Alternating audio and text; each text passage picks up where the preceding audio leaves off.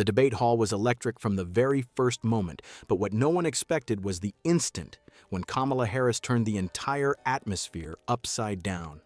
As Ron DeSantis delivered a carefully rehearsed attack line, Harris leaned forward, eyes locked on him, and in a voice that cut through the noise, she said, "Governor, every time you try to lecture me on leadership, remember this. You couldn't even lead your own state through a hurricane without leaving families abandoned."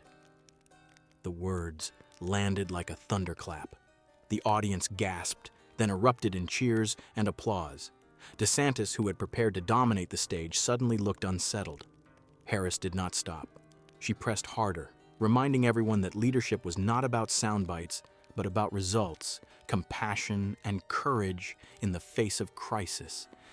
Each sentence drew louder reactions from the crowd, and within seconds, she had flipped the script, making herself the undeniable center of attention. Commentators watching the exchange live whispered into their microphones that this could be the turning point of the night.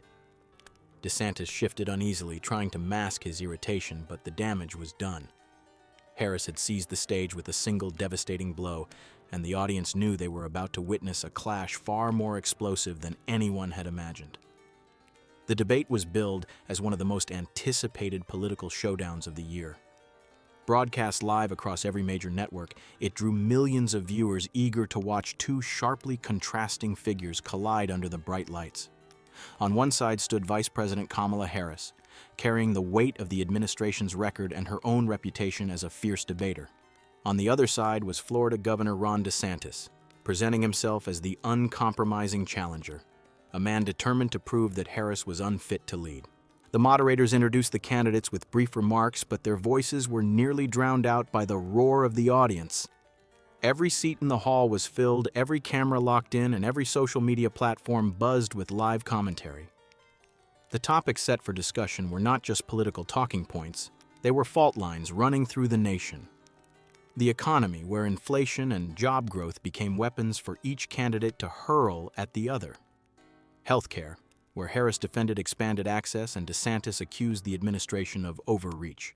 Immigration, a flashpoint that DeSantis leaned on heavily, framing himself as the defender of national security, while Harris countered with appeals to justice and humanity. And finally, civil rights, where Harris invoked the struggles of past generations, while DeSantis tried to position himself as the protector of traditional values. From the very first exchange, the clash of personalities was undeniable. Harris's measured but sharp delivery contrasted with DeSantis's blunt, aggressive tone. Each word was not just aimed at the opponent across the stage, but at millions of Americans watching from their living rooms. The stage itself became more than a set. It was a battlefield, and every answer, every interruption, every reaction was ammunition in a fight that neither side could afford to lose. Ron DeSantis came into the debate with a strategy of relentless attack. He sharpened his tone and delivered line after line, accusing Kamala Harris of weakness, failure, and hypocrisy. "Vice President Harris," he declared, "you stand here defending policies that have left working families struggling, crime out of control, and our borders wide open. You've had your chance, and you failed America." His words were met with a mix of applause and boos from the audience, but his confidence suggested he believed he had landed a decisive blow. Harris did not flinch. She waited until the noise settled, then shot back with precision. "Governor, your speeches are loud, but your record is empty. You speak of protecting families, but under your watch, Florida's housing crisis deepened, your education policies gutted trust in public schools, and your culture wars divided communities that once stood together." The crowd erupted again, and even the moderators struggled to quiet them. DeSantis interrupted, his voice rising, trying to regain control. "You can recite slogans all you want, but the facts are clear. People are leaving your administration behind, and they're turning to leaders who aren't afraid to fight." Harris leaned in, her tone steady but forceful. "Leaders don't fight their own citizens, Governor. Leaders fight for them. You attack teachers, you attack doctors, you even attack young people just for demanding the freedom to be who they are. That's not strength.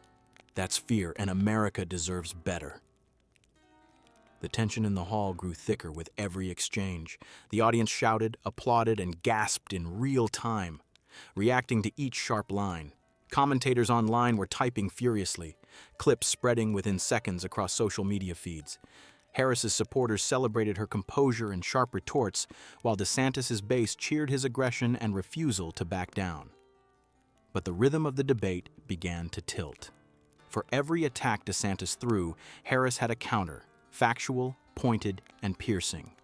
With each response, she chipped away at his arguments, forcing him onto the defensive. The once assured governor now looked restless, glancing down at his notes while Harris pressed forward, gaining momentum with the crowd firmly behind her. The breaking point came when the debate turned to civil rights and the future of democracy itself. Ron DeSantis raised his voice and thundered, "The problem with this administration is that it puts ideology before freedom. Kamala Harris wants to lecture us about democracy, but she stands for policies that erode our values and weaken our country." He turned to the audience, gesturing with both hands as if expecting roaring approval. But before the applause could swell, Harris cut in with a line that would be replayed across the nation within minutes. Her voice rang out, sharp and unyielding. "Governor, you don't get to wrap yourself in the flag of freedom while you tear pages out of the Constitution. You ban books, silence teachers, and strip women of their rights. That's not freedom, that's control, and America knows the difference."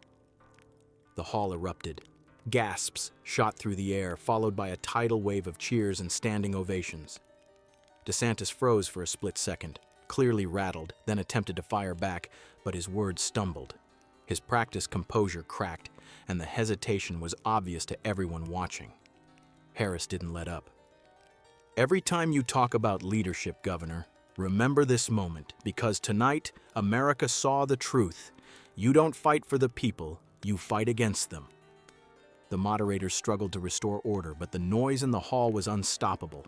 DeSantis' supporters shouted in frustration, Harris's allies shouted in triumph, and the audience could barely stay in their seats. Across television screens, anchors called it the knockout line of the night. On social media, clips of the exchange went viral instantly, hashtags exploding with Harris's words. Commentators said that in a single devastating sequence, she had not only dismantled DeSantis' argument but also redefined the debate itself. In that fiery clash, Harris delivered the moment everyone would remember, a climax that left DeSantis speechless and the crowd roaring as if they had just witnessed history unfold before their eyes. As the debate drew to a close, the energy in the hall had shifted entirely. Ron DeSantis, who had entered the stage projecting dominance, now looked subdued, his earlier confidence replaced by a defensive posture. Kamala Harris, on the other hand, stood taller than ever, her final words carrying the weight of the entire night.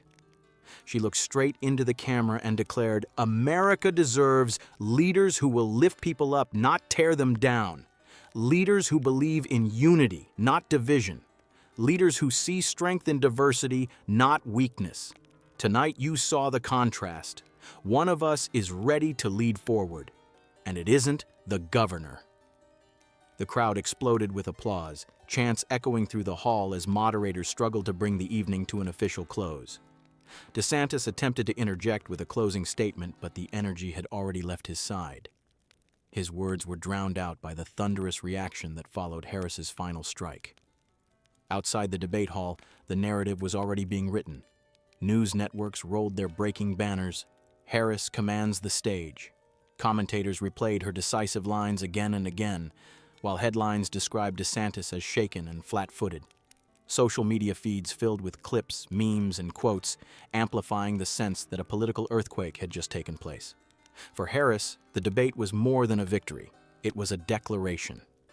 She had not only dismantled her opponent in front of millions, but had also projected herself as the embodiment of resilience and leadership. For DeSantis, the night became a cautionary tale of what happens when aggression meets unshakable composure. As the cameras faded to black, the audience was left buzzing, not just about who had won the debate, but about the future that Harris seemed to embody. It was the kind of moment that transcended politics and entered the realm of history, a fiery clash, a stunning reversal, and a message that echoed long after the stage lights dimmed. Kamala Harris had not just debated, she had conquered,